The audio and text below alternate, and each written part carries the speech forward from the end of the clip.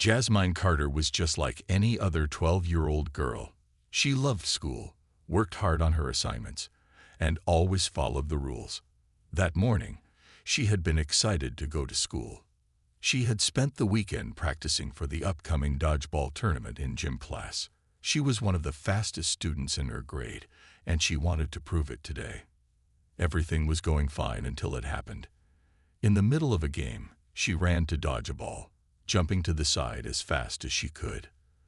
But as she landed, she heard a ripping sound. A chill ran down her spine. Her gym pants had torn, right in the middle.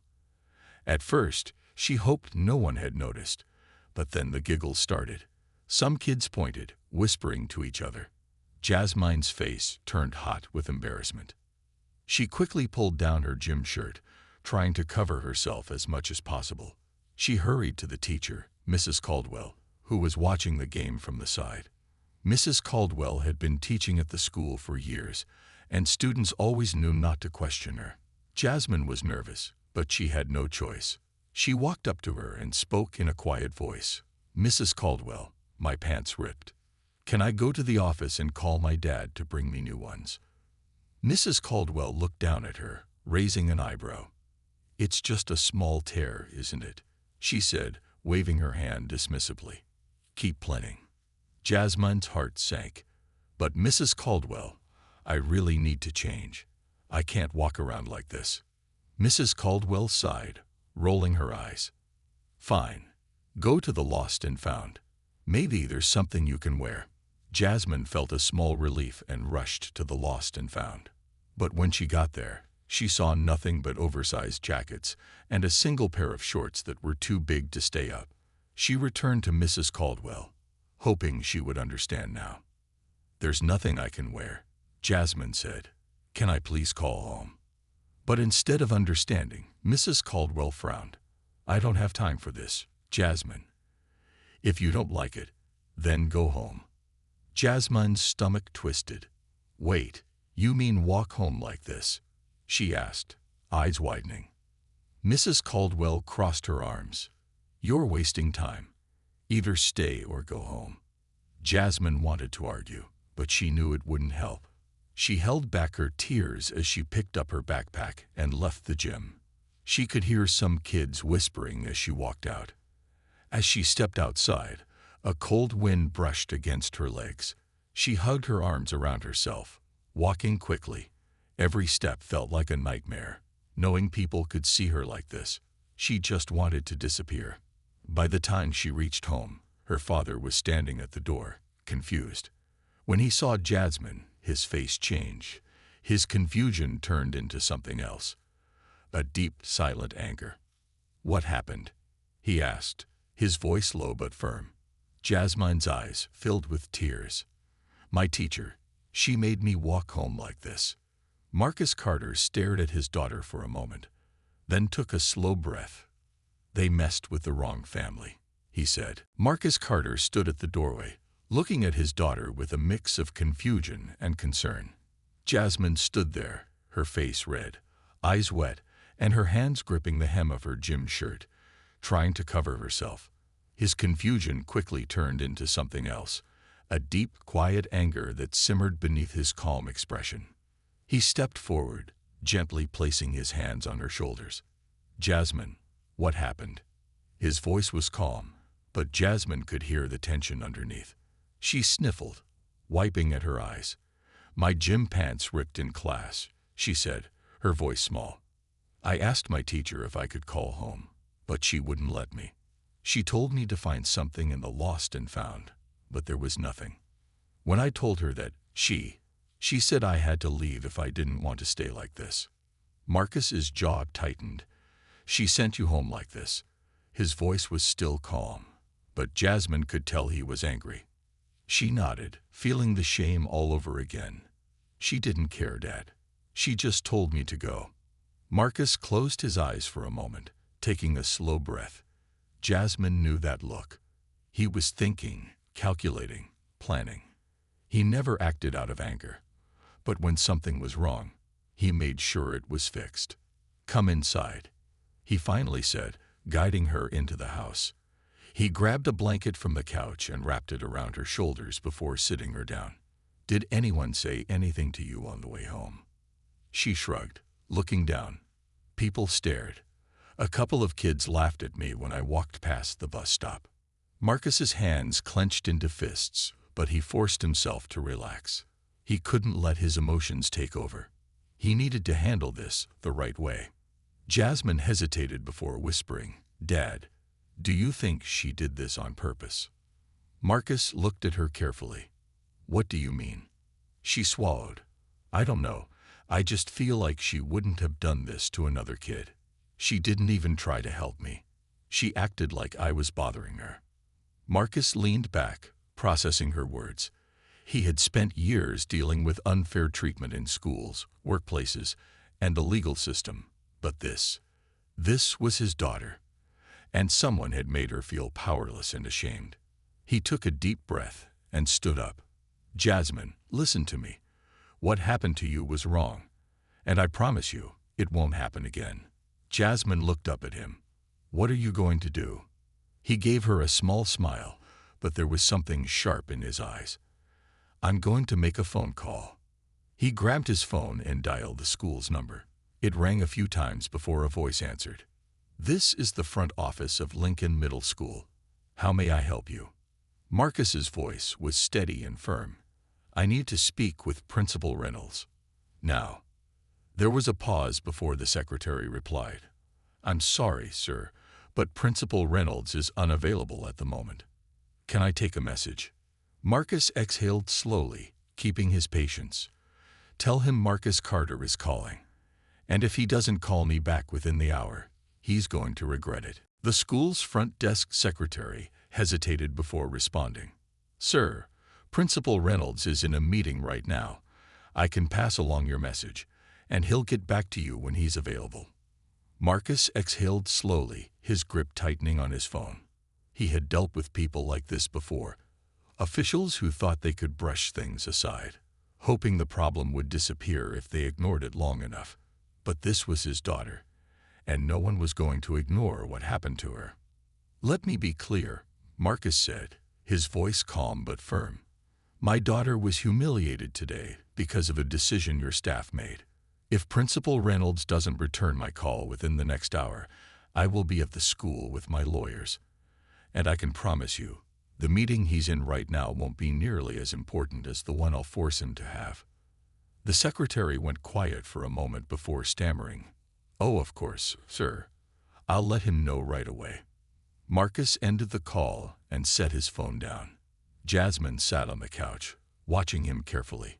She had never seen her father like this. Not just angry, but focused. It wasn't like when she got in trouble at home or forgot to do her chores. This was different. He wasn't just her father right now. He was the man who fought for people's rights in court every single day. "Do you think he'll call back?" Jasmine asked. Marcus turned to her, his expression unreadable.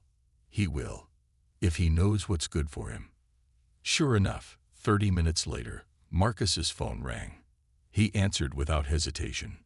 "Mr. Carter," Principal Reynolds greeted him, his tone polite, but slightly uneasy. "I heard you wanted to speak with me." "That's right," Marcus said. "I want to know why my daughter was forced to walk home in her underwear today." There was silence on the other end. Then the principal cleared his throat. "I was just informed of the situation, and I assure you, Mr. Carter, we are looking into it." "Looking into it," Marcus repeated, his patience thinning. "My daughter was sent home in a way that completely disregarded her dignity and safety. I don't need you to look into it. I need to know what you're going to do about it." Reynolds sighed. "Mr. Carter, I understand your concern, but our staff follows the school's dress code policy. If a student is out of compliance and cannot find a solution within the school, they are sent home." Marcus's eyes darkened. "So you're telling me that instead of helping my daughter, who came to you for support, your staff chose to embarrass her and force her to walk home? That's what your policy allows?" The principal hesitated. I wasn't there, but I will personally speak with Mrs. Caldwell to get her side of the story." Marcus clenched his jaw. You do that. And in the meantime, I suggest you prepare a proper response, because this isn't over. He ended the call, setting his phone down with a quiet intensity. Jasmine looked at him, waiting. What did he say? She asked. Marcus took a deep breath, then met his daughter's eyes. They don't think they did anything wrong, but they're about to learn otherwise. Marcus sat in silence for a moment, thinking about the conversation he had just had with Principal Reynolds. He could already see what was happening. The school was trying to downplay the situation, hoping he would let it go. But they didn't know him. He wasn't just going to let this slide. Jasmine sat beside him, still wrapped in the blanket. She had calmed down, but Marcus could tell she was still upset. Her hands were gripping the fabric tightly, and her eyes kept darting toward the phone, as if waiting for something more to happen. They're not going to do anything, are they? She finally asked. Marcus sighed, shaking his head. Not unless we make them. Jasmine looked up at him. How? A small, determined smile crossed Marcus's face. Watch and learn. He picked up his phone again and made a different call, this time to an old friend who worked in the local news. Within minutes, he had explained what happened, and the response was immediate. Marcus, this is a serious issue, his friend, Angela Lopes, said. A school forcing a student to walk home like that. That's going to make headlines. That's the idea, Marcus said. Angela didn't waste time. She promised to run the story, and within a few hours, a local news station was already calling the school for comments. By the next morning, social media exploded with outrage. Parents, students, and community members began sharing the story, tagging the school district and demanding answers. People started digging into the school's past, finding complaints from other parents about unfair treatment toward students. At the same time, Marcus made sure to send an official complaint to the school board, requesting a full investigation into Mrs. Caldwell's actions. He contacted other parents, asking if their children had experienced similar treatment. It didn't take long before he found out Jasmine wasn't the only one. More parents started speaking up, saying their kids had been mistreated by Mrs. Caldwell before. Some said their children had been ignored, singled out, or treated unfairly for small things. But until now, no one had taken action. Now, everyone was paying attention. At the school, Principal Reynolds was starting to panic. The school board was demanding answers. Parents were flooding his email with complaints, and news reporters were waiting outside the building. Mrs. Caldwell, however, remained defiant. She told Reynolds that she had done nothing wrong, and that Jasmine was overreacting. But Marcus wasn't done yet. He was already preparing a legal case. If the school thought they could ignore this, they were about to get a reality check. Jasmine watched in awe as everything unfolded. She had never seen her father in full action before. "Dad," she whispered, "are you really going to take them to court?" Marcus smiled and placed a reassuring hand on her shoulder. "If that's what it takes to make sure this never happens again," he said, "then yes, absolutely." By the next morning, the school was in chaos. Principal Reynolds sat in his office, scrolling through his email inbox, which was flooded with angry messages from parents and community members. His phone had been ringing nonstop since early morning. Reporters were waiting outside the school, demanding statements. The district office had already contacted him, asking for an explanation. He knew things had gotten out of control, but he still hoped he could contain the damage. He called an emergency meeting with the staff, including Mrs. Caldwell, to discuss the situation. Mrs. Caldwell, however, sat with her arms crossed, looking irritated rather than worried. "This is ridiculous," she muttered. "The girl had a choice. I didn't force her to leave. She could have stayed." Principal Reynolds rubbed his temples, frustrated. "You made a 12-year-old girl walk home in her underwear, Caldwell. That's not just bad judgment, that's negligence." Mrs. Caldwell scoffed. "The policy says students who aren't in dress code should be sent home. I followed the rules." Reynolds sighed, knowing she was missing the bigger picture. The public wasn't going to accept that excuse. Meanwhile, Marcus was taking things even further. He had already spoken to his civil rights attorney, and they were working on a legal complaint against the school. He knew how the system worked. If they wanted real change, they had to apply pressure from all sides. That afternoon, Marcus showed up at the school in person, accompanied by reporters. The school staff tried to block him from entering, but they couldn't stop him. "I'm here to meet with Principal Reynolds," Marcus said firmly. "You don't have an appointment," the secretary stammered, clearly nervous. "I don't need one," Marcus replied. "Tell him I'm here." Within minutes, Reynolds reluctantly invited him into his office, closing the door behind them. "Mr. Carter," Reynolds started, trying to keep his voice even, "I understand your frustration, but I assure you, we are handling the situation." "Handling it?" Marcus raised an eyebrow. "By ignoring my daughter's humiliation.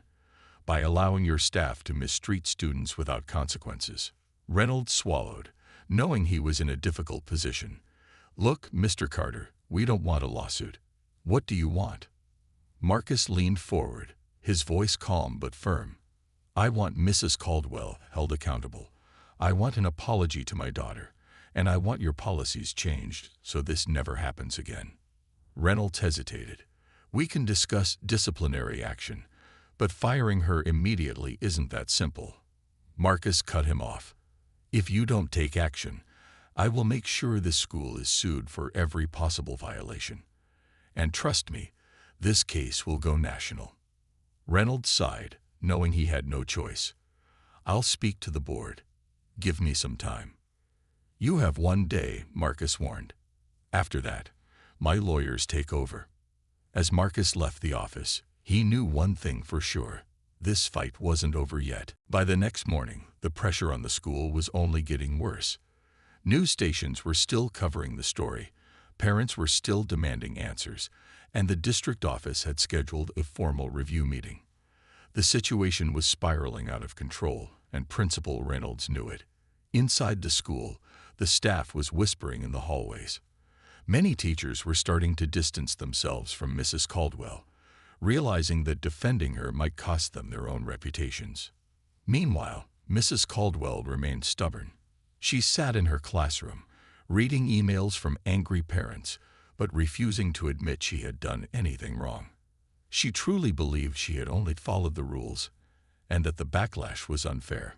But things were about to change. That afternoon, the school board held a closed-door meeting. Parents, students, and even teachers had sent in complaints about Mrs. Caldwell's history of mistreating students.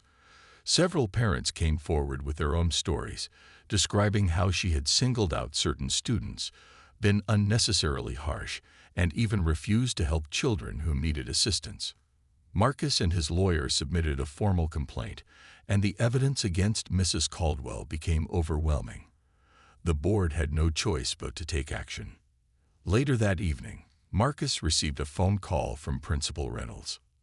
"Mr. Carter," Reynolds began, sounding exhausted, "I wanted to inform you personally. Mrs. Caldwell has been placed on leave pending investigation."